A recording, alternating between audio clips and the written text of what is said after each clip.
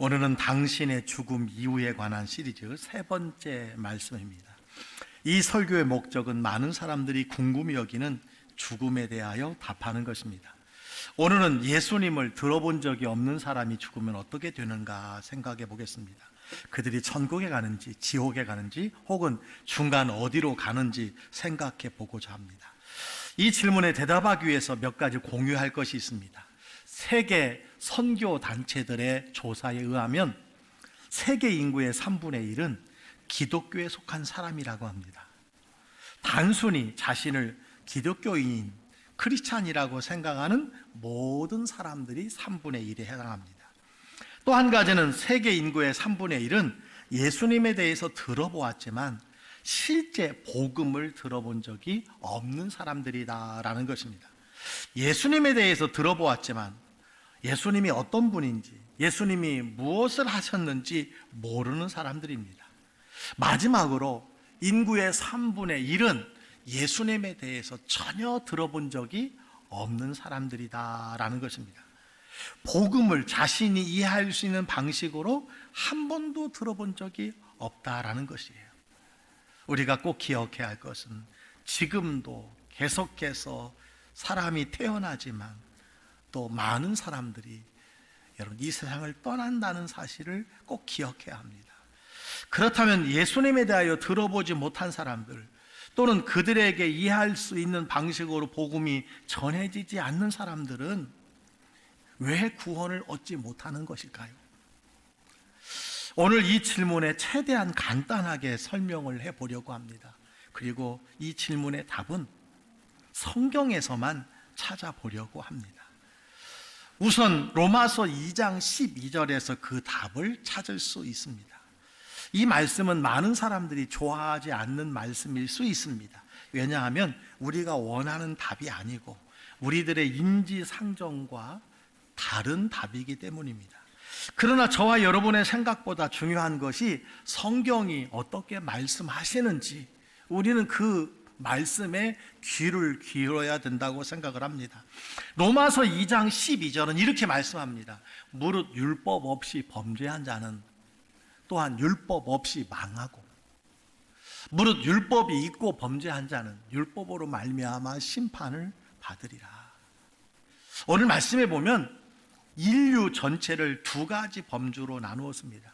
성경을 가진 사람들과 성경이 없는 사람들, 즉 율법이 있는 사람과 율법이 없는 사람들, 하나님의 말씀을 접할 수 있었던 사람들과 하나님의 말씀을 접할 수 없었던 사람들로 나눕니다.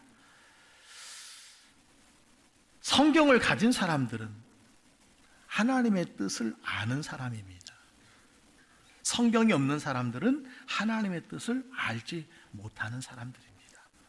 여러분, 성경이 없는 사람들이 어떻게 된다고 말하고 있습니까? 즉 하나님의 말씀을 예수님에 대해서 듣지 못한 사람들은 어떻게 된다고 말씀하고 있습니까? 오늘 12절에 이렇게 말씀합니다. 율법 없이 범죄하는 자는 또한 율법 없이 망하고라는 단어는요, 죽음을 이야기합니다. 파멸을 의미합니다.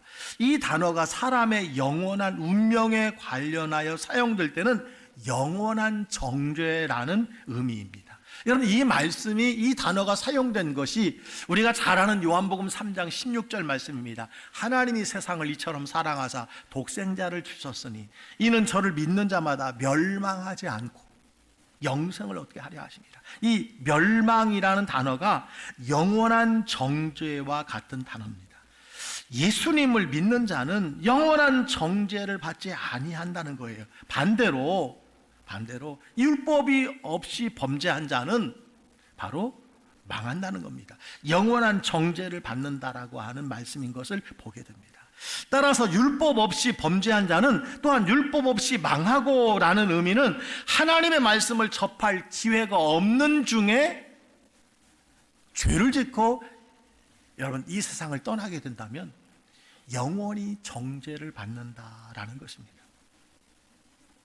복음을 듣지 못하여 예수님을 믿지 않은 사람이라도 영원히 정죄를 받게 된다는 것입니다. 여러분, 우리가 궁금해하는 문제의 성경적인 답은 바로 이것입니다. 여러분 중에는 복음을 들어본 적이 없는 사람의 죽음에 대해서 옳지 않다, 공평하지 않다고 생각하는 분이 계실 것입니다. 복음을 들을 기회가 없었는데 그들이 왜 영원히 정죄를 받아야 합니까? 그렇게 질문하는 사람이 있습니다. 여러분, 이유는 딱 한 가지입니다. 예수님을 개인적인 구주와 주님으로 영접하지 않았기 때문입니다. 누가 하나님의 자녀가 됩니까? 누가 구원을 받습니까? 요한복음 1장 12절은 이렇게 말씀하고 있습니다. 영접하는 자, 곧 그 이름을 믿는 자들에게는 하나님의 자녀가 되는 권세를 주셨어요. 영접하는 자입니다. 그 이름을 믿는 자에 한해서 하나님의 자녀가 되는 권세를 주신다고 말씀해 주셨습니다. 성경을 보니까 구원을 얻을 만한 다른 이름을 우리에게 주신 적이 없다고 말씀해 주셨고, 오직 길이요 진리요 생명은 예수님이라고 성경은 단호하게 말씀하고 있습니다. 하나님의 자녀가 되는 특권은 그리스도를 영접하는 자에게 주어진다는 거예요. 여러분, 이것을 한 문장으로 말한다면 하나님은 공의의 하나님이시기 때문에 그렇습니다. 하나님에 대해서 신명기 32장은 이렇게 말씀합니다. 그는 반석이시니 그가 하신 일이 완전하고 그의 모든 길이 정의롭고 진실하고 거짓이 없으신 하나님이시니 공의로우시고 바르시도다. 하나님은 공의로우시고 바르시다고 성경은 말씀해 주고 있습니다. 그분이 하시는 일이 완전하다는 거예요. 공의로 완전하다는 것입니다. 여러분, 하나님이 공의로우시기 때문에 약속하신 대로 죄에 대해서 반드시 심판하실 수밖에 없다는 겁니다. 그것이 공의로운 하나님이십니다. 왜냐하면 공의는 그가 누구라도 선이든 악이든 그에 맞는 보상을 해야 하기 때문에 그렇습니다. 여러분, 죄를 심판하지 않는다면 공의가 실현되지 않고 누구도 그 공의를 따라 살려고 하지 않을 것입니다. 여러분, 교통법규가 있음에도 불구하고 그것에 대해서 벌칙금을 물거나 여러분 그것에 대해서 죄를 묻지 않는다면 누가 그 법을 지키겠느냐는 것과 동일합니다. 하나님의 본질은요, 공의로우신 분입니다. 바꿀 수가 없습니다. 그래서 죄에 대해서는 반드시 여러분, 하나님은 공의를 실천하시는 분이라는 사실을 꼭 기억해야 합니다. 자, 그렇다면 인간의 죄에 대한 공의의 심판은 무엇인가요? 로마서 6장 23절, 우리가 잘 아는 말씀입니다. 다 같이 한번 읽어보겠습니다. 죄의 삭은 사망이요 하나님의 은사는 그리스도 예수 우리 주 안에 있는 영생이니라. 죄의 결과는, 죄의 삭은 사망이라고 말씀해 주고 있습니다. 따라서 모든 인간이 아담의 원죄를 가지고 태어났기 때문에, 또 우리가 자범죄를 짓기 때문에 모든 사람이 죽음을 맞이하는 겁니다. 의인은 없나니 하나도 없는 것입니다. 그래서 다 여러분, 한 번 이 세상에 오고 난 뒤에는, 한 번 이 세상을 떠나고 그 이후에는 여러분 심판 앞에 서게 된다고 성경은 말씀해 주고 있습니다. 중요한 사실 한 가지를 여러분께 말씀드립니다. 하나님이 공의로 인간을 심판하시지만 동시에 사랑의 하나님이신 이유가 있습니다. 우리 죄를 속량하기 위해서 이 세상에 독생자 예수님을 보내사 우리 죄를 대신하여 십자가에서 죄의 값을 예수님이 완전하게 치르셨기 때문입니다. 이것을 속량이라고 이야기합니다. 예수님이 우리의 죄의 여러분 속죄 제물이 되셔서 우리의 죄에 대한 값을 지불하셔서 십자가에 달려 여러분 돌아가셨기 때문에 하나님은 공의의 하나님이시면서도 동시에 여러분 사랑의 하나님이라고 성경은 우리에게 말씀해 주고 있습니다. 이로 인하여 하나님은 변함없이 공의로우신 분이지만 우리의 죄를 용서하실 수 있게 된 것입니다. 이것이 바로 예수님이 2000년 전에 육신을 입고 이 세상에 아기 예수로, 메시아로, 그리스도로, 구원자로 여러분 오신 이유라고 말할 수 있습니다. 예수님께서 십자가의 죽으심으로 우리 죄를 용서하시고 그를 믿는 자마다 다 여러분 구원하신 것이 바로 복음입니다. 여러분, 예를 들어서 좀 이렇게 설명해 보겠습니다. 코로나 팬데믹이 서서히 우리에게 잊혀져 가고 있습니다.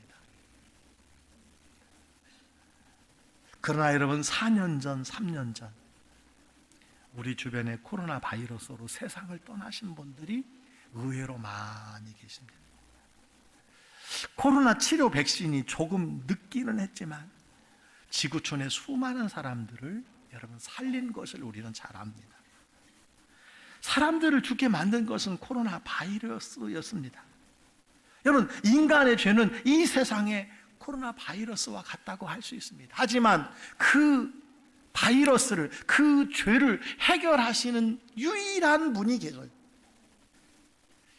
여러분, 코로나를 치료하는 백신 같은 분이 계십니다. 그분이 예수님이시라는 거예요. 우리는 모두 아담의 본성을 가지고 태어나서 죄라는 바이러스에 우리가 죽을 수밖에 없었지만 예수님이 우리의 모든 죄를 대신하여 여러분 죽게 되심으로 말미암아, 죽으심으로 말미암아 우리를 죄로부터 자유케 하신 것입니다. 죄로부터 우리를 하나님의 자녀로 여러분을 인쳐 주신 것입니다. 여러분, 복음을 들어본 적이 없는 사람이 정죄받는 이유가 여기에 있습니다. 복음을 듣지 못한 사람이 구원받지 못하는 것, 여러분, 공평치 않다고 우리가 질문하는 분도 계시지만, 말하시는 분도 계시지만, 공의 하나님이 사랑으로 예수 그리스도를 우리에게 보내주시고 오직 예수 그리스도를 믿음으로만이 은혜로 구원을 얻게 하셨기 때문이라는 사실입니다. 여러분, 죄로 인하여 죽어가는 영혼을 보면서도 예수님을 다른 사람에게 알리지 않은 것이 사실은 예수님을 듣지 못해서 죽어가는 사람들보다 더 안타까운 현실이라는 것을 우리가 기억해야 합니다. 왜 예수님에 대해서 들어본 적도 없는 사람이 구원을 받지 못합니까? 라고 우리가 공평하지 않다고 말하기 전에 우리가 더 기억해야 할 것은 지금도 죄로 인하여 죽어가는 영혼들이 많이 있음을 보면서도 그 예수님을, 그 살 길을, 그 구원의 길을 다른 사람들에게 알리지 아니하는 것이야말로 진정으로 더 불공평한 삶을 우리가 살아가고 있지 않느냐라고 하는 것입니다. 여러분, 생각해 보시기 바랍니다. 로마서 10장 14절은 이렇게 말합니다. 듣지도 못한 일을 어찌 믿으리요? 전파하는 자가 없이 어찌 들으리요? 말씀하고 있습니다. 우리가 이 복음을 전해야 된다는 거예요. 예수님에 대해서 듣지 못한 사람들이 여러분 구원받지 못하고 영원한 형벌에 들어가는 것을 안타까워 생각하기보다는 지금도 주님의 복음을 들으면서도, 예수님에 대해서 들으면서도 믿지 않는 사람들, 그 예수 그리스도가 누구이신지를 지금도 알지 못하고 죽어가는 많은 사람들을 향하여서 우리가 이 복음을 전하는 일에 더 열심을 품어야 된다는 사실을 성경은 말씀해 주고 있습니다. 그래서 예수님은 우리에게 대사명을 주셨습니다. 여러분, 대사명이 무엇입니까? 마태복음 28장 19절로 20절 말씀입니다. 너희는 가서 모든 민족을 제자로 삼아 아버지와 아들과 성령의 이름으로 세례를 베풀고 내가 너희에게 분부한 모든 것을 가르쳐 지키게 하라. 모든 민족으로 제자를 삼으라고 말씀해 주고 있습니다. 예수님에 대해서 듣지 못하는 사람이 없도록, 그래서 멸망하지 아니하도록 가서 모든 민족을 제자로 삼으라고 교회와 믿는 사람들에게 여러분 사명을 주셨습니다. 또한 예수님은 승천하시기 직전에 사도행전 1장 8절에 우리가 너무너무 잘 아는 오직 성령이 너희에게 임하시면 너희가 권능을 받고 예루살렘과 온 유대와 사마리아와 땅끝까지 이르러 내 증인이 되리라고 말씀해 주셨습니다. 땅끝까지 이르러. 구원자 예수님, 메시아 예수 그리스도, 그분을 모르는 사람이 없도록 하라는 겁니다. 땅 끝까지 이르러 증인이 되라는 거예요. 보고 들은 것을 여러분 말하라고 가르쳐 주고 있습니다. 우리는 예수 그리스도의 복음을 전해야 합니다. 여러분, 한때 한국교회는 열정적으로 복음을 전하고 선교사를 파송하여 정말 많은 사람들이 주께 돌아오는 여러분 영혼의 열매를 추수했습니다. 저는 어릴 적 교회에서 자라면서 신앙생활하면서 가장 많이 불렀던 찬양이 보내주소서 보내주소서, 그런 찬양이었던 것 같아요. 중학생 고등학생이 뭘 그렇게 여러분 보내달라고 그렇게 했는지 모르겠지만 어쨌든 청소년들도 청년들도 장년들도 이 복음을 전하게 해달라고, 나를 보내주소서 나를 보내주소서. 여러분 얼마나 열정적으로 우리가 찬송을 불렀는지 모릅니다. 여러분, 이 복음이, 열정이 지금 사라져 가고 있습니다. 작년 한 해 여러분 장로교 합봉 통합 두 교단에서만 20만 명의 성도들이 여러분 사라졌다는 통계를 보고 있습니다. 우리는 복음을 들어보지 못한 사람이 지옥에 가는 것은 공정치 않다고 생각하면서도 내가 복음을 전하지 않는 것에 대해서 공정치 않다고 생각하는 사람이 아무도 없다는 것입니다. 여러분, 하나님은 공의의 하나님이라고 오늘 말씀해 주고 있습니다. 예수님을 믿지 않는 사람들은 죄의 형벌을 반드시 받게 되며 그 형벌은 죄에 따라 각기 다를 것이라고 성경은 말씀해 주고 있습니다. 중요한 것은 죄가 많은 사람은 더 큰 형벌을 받게 되고 죄가 적다면 덜한 형벌을 받게 될 것입니다. 예수님에 대해서 듣지 못한 사람도 심판을 받을 것이고 예수님에 대해서 듣고도 예수님을 믿지 않는 사람은 여러분 심판을 받게 된다고 성경은 분명히 말씀해 주고 있습니다. 차이가 있지만 여러분 구원을 받지 못하고 심판에 이른다는 사실을 우리가 기억해야 합니다. 여러분, 누가복음 12장 47절 48절에 이런 말씀이 있습니다. 주인의 뜻을 알고도 준비하지 아니하고 그 뜻대로 행하지 아니하는 종은 많이 맞을 것이요 알지 못하고 맞을 일을 행한 종은 적게 맞으리라. 무릇 많이 받은 자에게는 많이 요구할 것이요 많이 맡은 자에게는 많이 달라 할 것이니라. 여러분, 전하지 아니하면 그리고 알면서도 행하지 아니하면 많이 맞게 될 것이라고 말씀해 주고 있습니다. 중요한 것은 많은 것을 받은 자에게 더 많은 것을 요구하신다는 거예요. 우리에게 더 많은 것을 요구하십니다. 우리에게 더 많은 사람들에게 복음을 전하라고 주님께서 요구하신다는 것입니다. 이 일을 행하지 아니하면 여러분 적게 맞는 사람이 있고 많이 맞는 사람이 있다는 것을 말씀해 주고 있습니다. 여러분, 우리는 모든 죄가 다 동일하다고 알고 있습니다. 그렇습니다. 모든 사람이 죄를 범하였으며 하나님의 영광에 이르지 못한다는 것은 동일합니다. 그러나 성경은요, 그 죄를 다르게 말씀하고 있습니다. 복음을 듣고도 거부한 사람과 복음을 듣지 못한 사람들, 동일하게 여러분 심판과 벌이 있다고 말씀해 주고 있습니다.